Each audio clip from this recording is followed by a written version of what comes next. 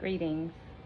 So I just wanted to jump on here and just briefly share with you kind of where I'm at with the study. And so the last video I was talking about starting the whole data analysis process, and I'm feeling a little bit overwhelmed because again I really don't know exactly what I'm doing.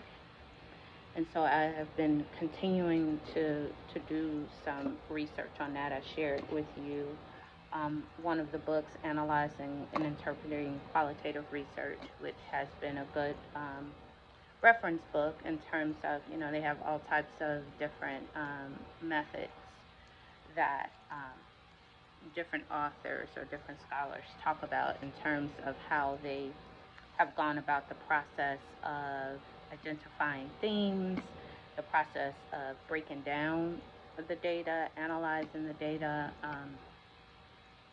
and analyzing is such a structured word because it's really about not just analyzing but making meaning of the data.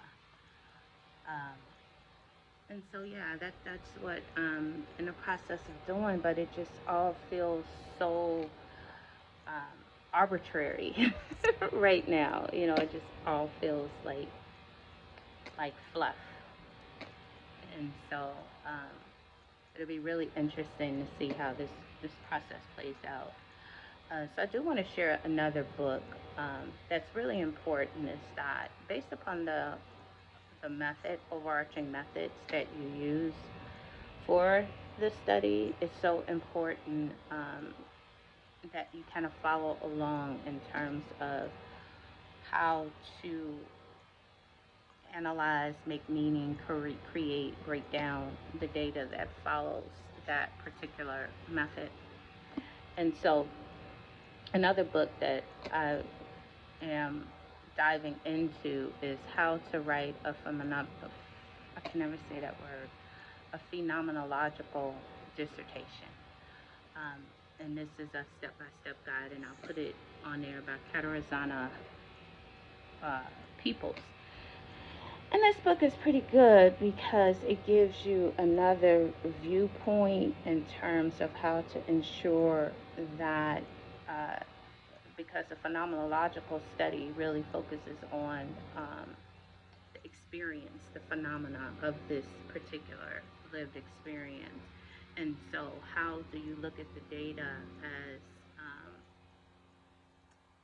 attributing to that phenomena or helping you to understand the particular phenomena that you are studying better?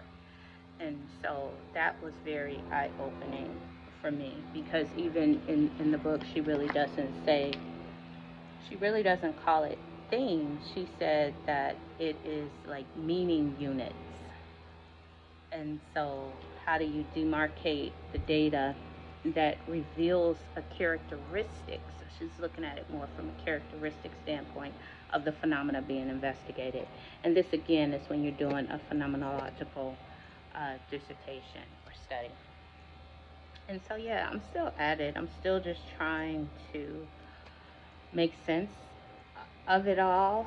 I was able to use the Descript software to transcribe my interviews, and that thing is amazing. I am telling you, it transcribed some of my interviews were 2 hours long, and I think it took maybe 10 minutes, maybe 5. It didn't take any time for it to transcribe it, and it did a pretty good job in terms of not a lot of errors. And so it transcribed all the audios. You can transcribe audios or video, but it transcribed all the audios into text, and it allowed me to export it to a Word document. And so I was surprised that, man, once those texts came out, those documents came out, those interviews are like 45, 50 pages. Like, dang, I was like, dang, I got to get through all this. And I did 10 interviews. I'm like, that's a lot of data. So I get what my dissertation chair was talking about. She was just kind of like, well, start transcribing and then determine if you really want or need to get through more interviews, because that whole process of transcribing and gathering themes or meaning making units and and all that stuff, like that's a lot of, it's a lot of work, it's a lot of digging, it's a lot of processing, because again, so now I got to go through each of these like 45-page documents for each person that I interviewed. And so I'm looking at that like, oh my gosh, like I don't even know where to start. And so I'm just like in my thoughts right now. I'm still researching and gathering information, but at the same time, I think I am going to start um, creating how I want to code. That's another thing that the books allude to is coding. Um, and so I want to, kind of think about what that process looks like, how to code the data. But I guess it's like one of those situations or one of those things where you just got to do it, even when you feel like you don't know what you're doing, just do it anyway and just kind of feel your way through the process. So that's kind of where I'm at now. I'm trying to do the homework. I'm trying to make meaning of like all of these methods that are out there in terms of how you analyze and transcribe the data. But I guess it really won't hit harder until I just sit down and just do it. So my goal today is to really figure out a system for coding the data. And they talk about, there are a lot of computer systems and computer software for coding the data, or you can manually do coding. So I have not decided what I'm going to do yet. Probably manual coding. And they said that manual coding is best for phenomenological dissertations, because the goal is not necessarily to break the data down. The goal is to understand the data as a holistic piece of the experience.